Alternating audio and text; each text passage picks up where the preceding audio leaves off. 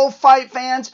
Seattle Mike, MMA with friends. Everybody, please hit that like button if you like what I do here. If you like everything fighting, boxing, MMA, I think this is the MMA community for you on YouTube. So hit that subscribe button if you like this video and want to see more of it. And make sure you ring that bell so you're notified whenever I drop a new video or go live like our fight companions for every major MMA event and boxing event. Bellator coming up actually tomorrow. Special Thursday night show we'll talk about in another video. But let's get to the subject. And the first thing I'm going to ask you is, you might find kind of obscure. Who knows who Jose Napoles is or was? The boxer Jose Napoles. Anybody? I highly doubt any of you know who he is. And if I hadn't done some research, I'll be honest, I hadn't heard of the guy either. Fighter of the year in 1969 and 1970. Was in the fight of the year in 1969 and 1970. Why was the pound for pound made? Jose Napoles was a welterweight. When you look at the history of the pound for pound rankings, there's been some heavier fighters in there, but the idea of the pound for pound is supposed to be the most explosive per pound. Just like it says, pound for pound. Who is the best fighter? And a lot of the reason this came about was because no one was getting much attention but the heavyweights until the 70s and then really the 80s. But you look through the pound for pound rankings and who do you see show up the most? Welterweights. There's welterweights all over the place in every generation. From the first guy, Jose Napoles, then you can move on, though, to Julio Cesar Chavez, Pernell Whitaker. Then you have some middleweights in there. You had Sugar Ray Leonard, I believe, at welterweight at one time for the pound for pound. Roberto Duran carried that for a very, very long time. And then it was Marvelous Marvin Hagler, of course, tore through that division, and those guys were always pound for pound. Of course, Floyd Mayweather Jr., when Roy Jones was towards the top of that, that was more in his middleweight, super middleweight days, not so much in his light heavyweight. Heavyweight, he might have got it just because he had moved so much in weight and he was so much smaller, but that's still pound for pound. He weighed in right at 200 pounds and was probably soaking wet with rolls of quarters in his pocket. Why am I talking about this? Because a pound for pound and GOAT seems to be getting misconstrued a lot nowadays. Pound for pound is something that is actually voted on. Pound for pound MMA rankings, ESPN has their rankings. Khabib Nurmagomedov was already pound for pound a month before the fight against Justin Gaethje, which was interesting because he hadn't fought for quite some time, but that's beside the point. Pound for pound shows, not just skill, but explosiveness. Who would win if everybody was the same weight? And how explosive are you pound for pound? Are you finishing fights? Jon Jones says he should be the pound for pound best fighter in the world. I would vehemently argue against that. I don't know that he's top 5. I wouldn't put him there. This guy has not finished a fight since 2013 when he fought an overblown welterweight named Chael Sonnen. Now, you might say, yeah, he's got the victory. He had the head kick victory over Daniel Cormier. It was overturned. If you want to give him that one, that's one. That would give him 2 finishes in his last 10 fights and last 7 years. Arguably, he's lost 2 of his last 3 fights. You could say he lost to Dominic Reyes. I thought he did. Some people thought he lost to Thiago. I gave the fight slightly to Jon Jones. Either way, not showing stuff that's pound for pound rankings. Khabib Nurmagomedov, he is my number 1 pound for pound right now. Because what did he just do? Not only did he defend the title, he went in there and he took out the top guys back to back to back. Outside of Tony Ferguson, which, of course, that's the one that got away, the one fight that we all wish that we would have been able to see. But Dustin Poirier seemed to be at his prime, seemed to be better than ever going into that fight. Khabib Nurmagomedov made him look like an amateur. Dominated Conor McGregor. I mean, this is how damn good this guy is. That people are still talking about the fact that Conor McGregor on the scorecards won 1 round against Khabib Nurmagomedov because it had never happened in the UFC before. 13-0 in the UFC, and it's the first time on a scorecard anyone had ever given his opponent 1 round. How amazing is that? Then you got Justin Gaethje comes in, dominates Tony Ferguson, dominates him, blew everybody's mind. I wasn't sure who was going to win that fight between Tony and Justin, but I did not expect that kind of domination. Then you had a lot of pundits, including myself, starting to say, hey, Justin Gaethje's got a really good shot at beating Khabib Nurmagomedov. This guy is very, very good. He's got good defensive wrestling, something that Khabib has not faced, up to this level. He's got these crazy leg kicks, the body kicks, crazy power. This guy is a legit challenger. What did Khabib do? He went in there and outstruck him. He went out there and just like Justin Gaethje beat Edson Barboza at his own game. Remember when Edson Barboza was this feared leg kicker? I thought he was the best leg kicking lightweight out there. Most powerful leg kicking lightweight out there. He hits Justin Gaethje with a couple leg kicks. Justin Gaethje says, you want to see leg kicks, mother other? And, just about ripped those legs into pieces. And he came in there. Khabib ate those. Khabib stood there through his own leg kicks, checked some of them, boxed with him, then was able to take him down to the ground and submit him. Justin Gaethje never looked like he was winning that fight. Not at all. And again, Khabib made it look easy. So pound for pound, there you go. Boom. He gets it. And he is pound for pound right now. That is not an all-time ranking. That is a year-to-year ranking that many fighters have been on the top of that, whether you want to talk about Anderson Silva, whether you want to talk about Demetrius Johnson, and somewhat kind of like boxing, it has been used as a pound for pound. Nobody thought when Demetrius Johnson was the pound for pound greatest that he could beat Fedor Emelianenko. Same thing with the GOAT thing. We got to keep it in the weight classes. But pound for pound, even more so. Now you want to talk about GOAT. You want to talk about GOAT? There's a few certain guys that come into the conversation for me. Jon Jones, despite the controversy, he's only got 1 asterisk next to the 1 no contest against Daniel Cormier. Anderson Silva, 13 title defenses. He defended the title for as many fights as Khabib Nurmagomedov has been in the UFC. Absolutely amazing. Demetrius Johnson was just dominating fools. Had, 12 consecutive defenses? I think the second Cejudo fight would have been the 13th. He might have had 13. He's right around there. I'm sure you guys will correct me.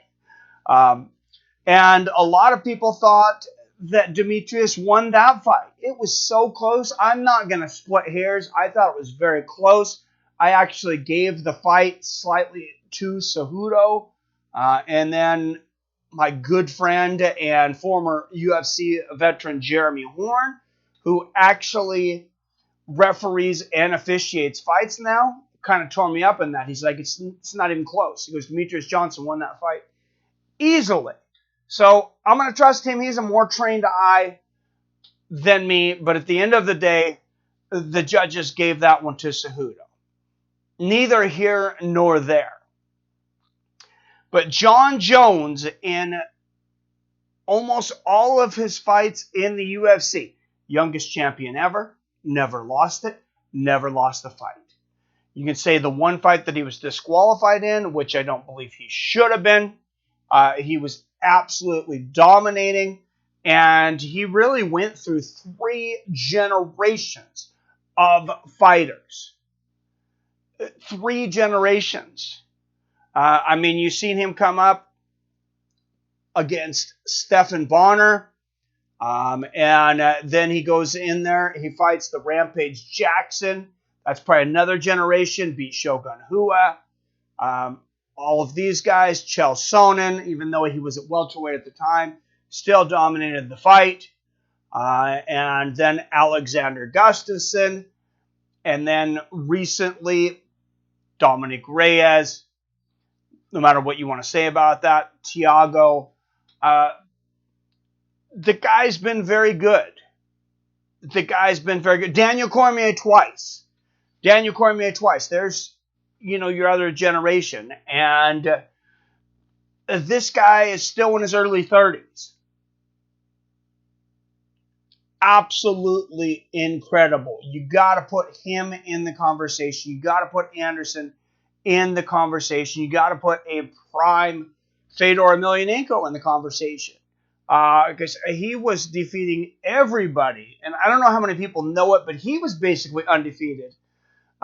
Same kind of thing as Jon Jones. It was kind of this strange cut thing, like 24 seconds into a fight or something like that. He was basically ripped off of a fight early in his career. He by no means lost that fight, came back, dominated the guy 2 more times. Fought the guy 2 more times. I can't think of his name right now. But dominated him again, and then was just on top of the world for years until Strikeforce, when Dan Henderson and Fabricio Verdum got to him. So when you want to talk about GOATs, there's really only one other guy, I would say, that fits in that conversation, and that's George St. Pierre. Also multi-generational, defeated Matt Hughes twice back in the day. Came back and defeated every opponent that had beaten him. Defeated a prime BJ Penn. Defeated Josh Koscheck, who was a pretty good challenger at the time. Dominated Nick Diaz, who a lot of people thought was going to win the championship when he came over to the UFC. Went away for a while after some dominant wins over guys like Dan Hardy, and the list goes on and on for George St. Pierre. Then he goes away for a little while, comes back, and wins at 185. Michael Bisping knocks out Luke Rockhold. George St. Pierre comes back, and he says, I'm going to do this again. I'm going to win another belt. And this time he makes it look easy. Pounds, Michael Bisping into submission. Just absolutely dominated him. I think he has a good argument at the GOAT. Khabib Nurmagomedov, not so much. 13 fights in the UFC and only 4 title defenses. So if he had stuck around a little bit longer, who knows what he would have done. But when guys stick around, what do we get? Sometimes we get things like Anderson Silva, where he breaks his leg against Chris Weidman, and his legacy for many people is forever tarnished. A lot of people will never talk about Anderson Silva as the GOAT again because of the way the second half of his career has gone. There'll be some people that will say the same thing about Fedor Emelianenko. So what if Khabib Nurmagomedov at just 30 years old, what if he sticks around? What if he had stuck around past the 28-0, 29-0? What if he goes against Tony Ferguson and loses, or McGregor in a rematch, or Dustin Poirier in a rematch? Any of those guys, highly capable, goes to 29-1. Then he kind of has that slump that some people do after they lose the championship, loses to another one of those guys, wins another, loses a couple more. Now he's retiring at, say, 33, and he's lost 4 of his last 5 fights, 3 or 4 of his last 5 fights. What's the conversation then? It quickly changes. Max Holloway was right up there in that top pound for pound. I think he was pound for pound at one time. Because, for one thing, like we say, it's pound for pound. He's a lighter weight fighter. 145 pounds. And the way he devastated former champion Jose Aldo, who, by the way, was on the top of the pound for pound forever, for a very, very long time. And now you got Alexander Volkanovski. He's got an argument to be in that top 5, but not GOAT status. And I'll tell you where Khabib Nurmagomedov is at as far as his career. And it's the lightweight GOAT. And there is nothing to be ashamed of for that. The lightweight GOAT. And there's always going to be this mythical thing that people talk about Khabib Nurmagomedov. Man, this guy was undefeated, 28-0. Nobody was even close to him. And he would have continued to dominate for who knows how long had he not lost his father tragically to the coronavirus last year. Absolute incredible career, and he's the best lightweight of all time. Argue with me there. To me, you can't argue that. Best lightweight of all time, because you look at the defenses that he had there at the end of his career. I mean, I guess the only argument that some people might make is BJ Penn. I don't think he had as many defenses. He also fought some at welterweight. But either way, the lightweight division has never been even close to as stacked as it is right now. Not even close. And he knocks off Dustin Poirier, Conor McGregor, and Justin Gaethje back to back to back like they are standing still.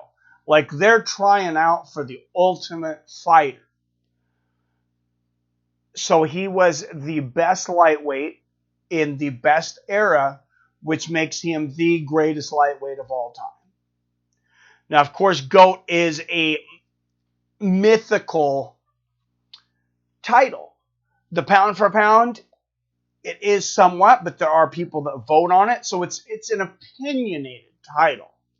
My opinion is Khabib Nurmagomedov is the top pound for pound fighter in the world right now, and I challenge you to argue that.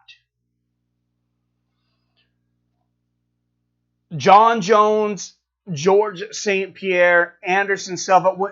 When you're talking about not just the GOAT of the year, if this was the GOAT, the greatest of the year, this would be much easier. Greatest of the year. Who was the greatest of this year? Well, it was Khabib Nurmagomedov. He dominated Justin Gaethje in that big match after coming back, from unspeakable circumstances. And then there's fights where you'd have to have Jon Jones as fighter of the year. There's tons of GOAT of the year. There's tons of years where you would have to have Anderson Silva as the GOAT of the year. Now you want to come down to asterisks. One of the most interesting things that I've seen ever happen in, I would say, GOAT sports, call it Hall of Fame, call it monument to these athletes type of things was when somebody bought Barry Bonds' home run ball that broke Roger Maris's record. I believe it was the 73rd home run. They bought it for an exorbitant amount of money, put an asterisk on it, and sent it to the Baseball Hall of Fame. That's somebody with too much money, too much time on their hands, and a huge vendetta against Barry Bonds, or just a huge Roger Maris fan. I'm not sure which. But asterisks come into play. Barry Bonds is still not in the Hall of Fame. Roger Clemens is still not in the Hall of Fame. What do we do with the guys that are tested positive and had controversy in the UFC? Because Jon Jones is one of them. And unfortunately, as much as you like the beginning of his career, Anderson Silva is one of them. Later in his career. That leaves one guy. And of course, he fought in a league where no one was tested.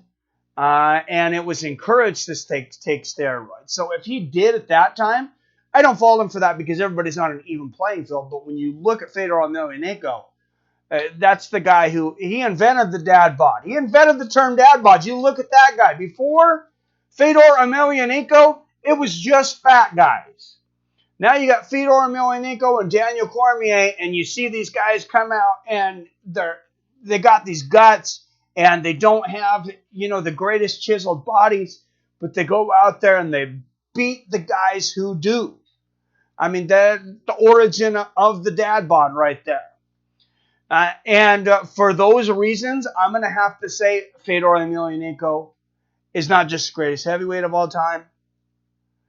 When you take it and put the asterisks and stuff in, if we're going to treat it like other sports have for their Hall of Fames and things, you got to say Fedor Emelianenko is the GOAT.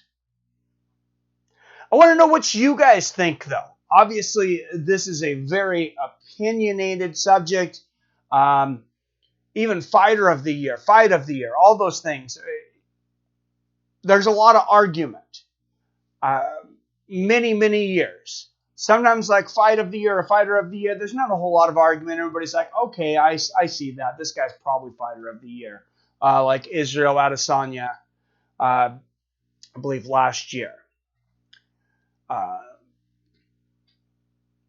But there's going to be arguments, Jorge Masvidal, should he have gotten it?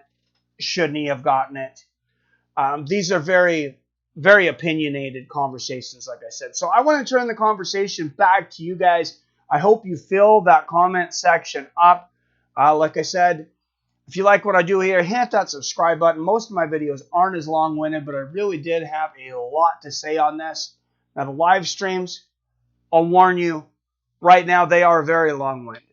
Some of those 6, 7, 8 hours, however long the events last, and maybe sometimes up to an hour afterwards. But enough of me talking. I want to know what you guys think. Who is the pound for pound? Who is the GOAT? And what do you guys think about fight of the year, fighter of the year? Any of these other kind of opinionated awards, feel free to put your opinion down there. I look forward to reading them. As always, I love you. I respect you. And I'll see your fine asses later.